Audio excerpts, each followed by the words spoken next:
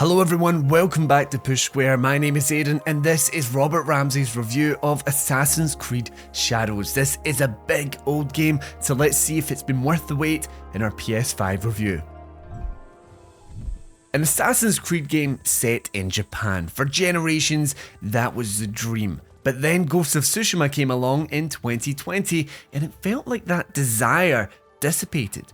Sony and Sucker Punch had beaten Ubisoft to the punch, and so, in a weird roundabout way, Assassin's Creed Shadows almost feels like it's late to its own party. As much as you may want to avoid them, comparisons between Shadows and Ghost of Tsushima, and maybe even Rise of the Ronin, are inevitable. There's no denying that Shadows takes inspiration from the adventures of Jin Sakai. This is a much more contemplative Assassin's Creed title that's eager to appreciate the quieter moments of open world exploration. Just like Ghost, it embraces that meditative aspect of its Japanese setting. But don't get us wrong, this is still very much an open world RPG Assassin's Creed game, complete with copious map markers and a seemingly endless supply of story quests, side quests, contract killings, collectibles, and fall-breaking haystacks. There are aspects of Shadows that set it apart from its predecessors, however. Primarily, the storytelling is a real cut above the likes of Assassin's Creed Valhalla. The cinematic quality of main story cutscenes and even the standard dialogue scenes is dramatically improved, which helps elevate the overall plot and its characters. A word of caution though, the English dub ain't good. Some characters are fine, protagonist Nawe and Yasuke for example, but secondary members of the cast and quest-giving NPCs can sound incredibly wooden and stunted. It's a shame, but as is the case with many a samurai movie, Shadows is best enjoyed in Japanese with subtitles. As alluded, Shadows follows in the footsteps of Assassin's Creed Syndicate, opting for two lead characters who share the spotlight throughout. Things kick off with Yasuke, an African man who was brought over to Japan by Portuguese missionaries before being taken into the service of the all-important warlord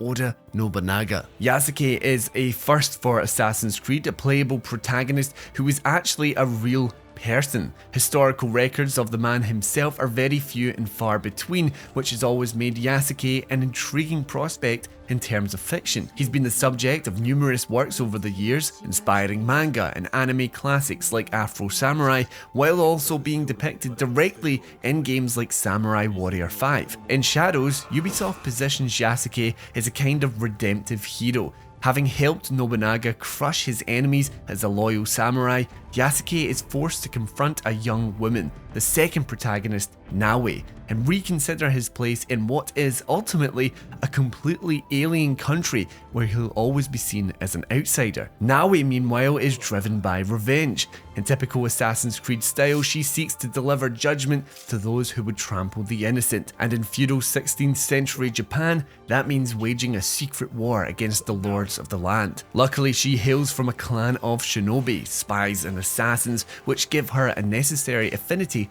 for sharp instruments. As the game goes on, Nawe and Yasuke develop a surprisingly great chemistry.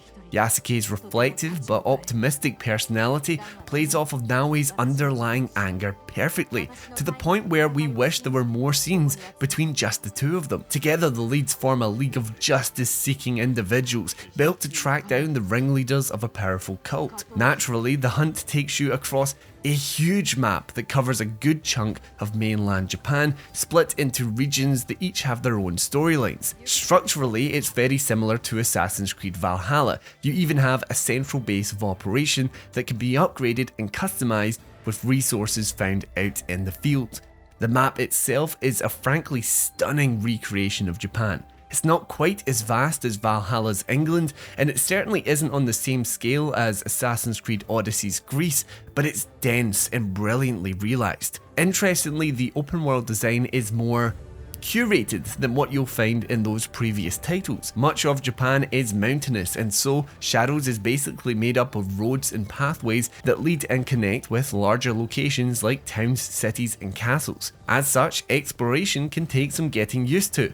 While there are still plenty of opportunities to wander off on a whim, you'll be met with steep cliffs and impassable forests if you try to beeline towards objective markers. And in that sense, the map actually reminds us of Skyrim, where distant locations are used as landmarks and the roads purposefully funnel you towards them in a picturesque manner. Shadow's version of Japan isn't as stylized or as immediately striking as Ghost's beautifully melancholy island of Tsushima, but in a move that we think sets a new standard for open worlds, it incorporates a dynamic season system. The game cycles through the 4 seasons as you play, with each season lasting a small number of in-game days.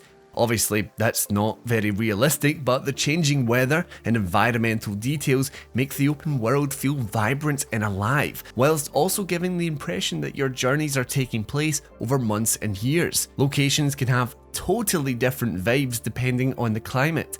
The capital of Kyoto, for instance, looks joyous, covered in the spring's cherry blossoms, but its tightly packed streets and imposing castles become ominous when the winter snows hit. It's a bit of a missed opportunity then that the seasons have little to no impact on gameplay. Darker nights make stealth easier, and we think that heavy rain and snowstorms limit enemies' vision, but those factors aren't necessarily governed by the current season. Still, the system brings an extra layer of immersion to the experience, and it just makes revisiting areas that much more interesting. At the game's core is the monstrous objectives board, which houses information on assassination targets across the entire map. And as you progress through the main story, discovering new regions as you go, the board just gets bigger and bigger. The thing is, some of these targets will simply be beyond your capabilities until later on. Just like Assassin's Creed Origins, Odyssey and Valhalla, both your foes and the regions that they reside in have levels, denoting their strength. If your own level isn't within the same ballpark, you've got next to no chance of survival. We get that the level restrictions are in place so that the vast open world doesn't overwhelm, but deciding to take out a series of targets only to then realise that their boss is basically invulnerable because you're too low a level sucks the fun out of the process a bit. Having said that, there is satisfaction to be found in returning to a once insurmountable opponent and finally taking them down. Working your way through the objective board bit by bit is rewarding, despite it becoming so cluttered later in the game. And that brings us neatly to the combat system, which feels like an evolution of Valhalla's parry-heavy formula. At first, fights in Shadows are very reactive.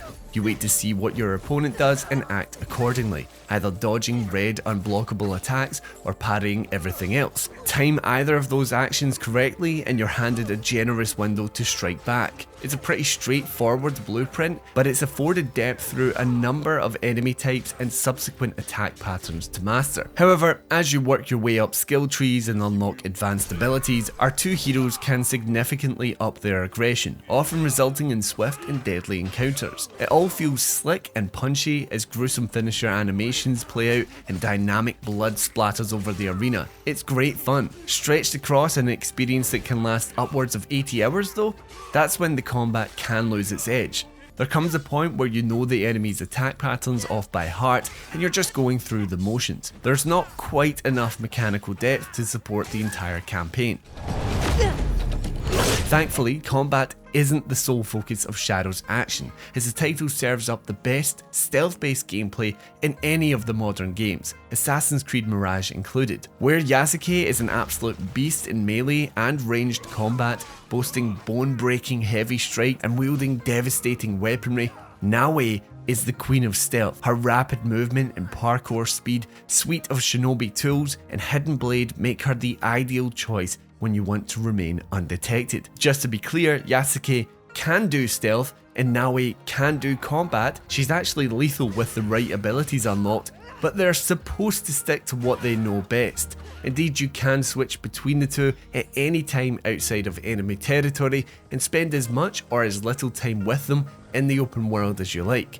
Some quests do force you into the shoes of one or the other, and main quests tend to have you jumping between them for narrative reasons, but by and large you're free to tackle objectives as you see fit. The The stark contrast in playstyle works too. Throughout your playthrough, we found ourselves switching it up with much more regularity than we had anticipated. If we'd spent an age carefully combing through a castle, making sure to stay stealthy with Naue, hopping over to Yasuke for a quick bloodbath or two was the ideal remedy for any gameplay fatigue. Moving on, Shadows is rather impressive in terms of technical performance. We reckon its 60 frames per second performance mode is the way to go on both PS5 and PS5 Pro, and although there are slight dips here or there, it's clear that the game's well optimised and relatively bug-free, which is great to see after Valhalla's comparatively wonky launch. We do also have to mention the DualSense haptics, which are impressively tuned in for a third-party release. And finally, we need to give a shout out to the game's impressive soundtrack. Shadow's music goes above and beyond expectations, parading a shockingly broad range of styles. It's got distinctly Japanese soundscapes, electronic-infused battle themes, full-on Japanese punk rock bangers, and even some hype-inducing African vocal melodies that weave into the setting's traditional instrumentation.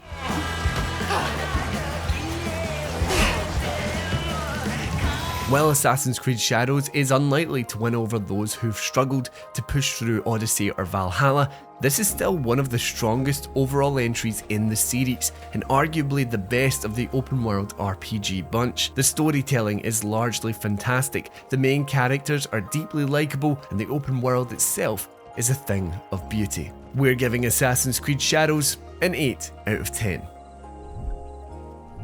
Thank you everyone for checking out our review of Assassin's Creed Shadows. Let us know down in the comments below whether you plan to pick this one up when it launches on PS5 March 20th. I've been playing the game as well and I've been having an absolute blast. But anyway, thank you as always for watching, and until next time, I've been Aaron and this has been Push Square.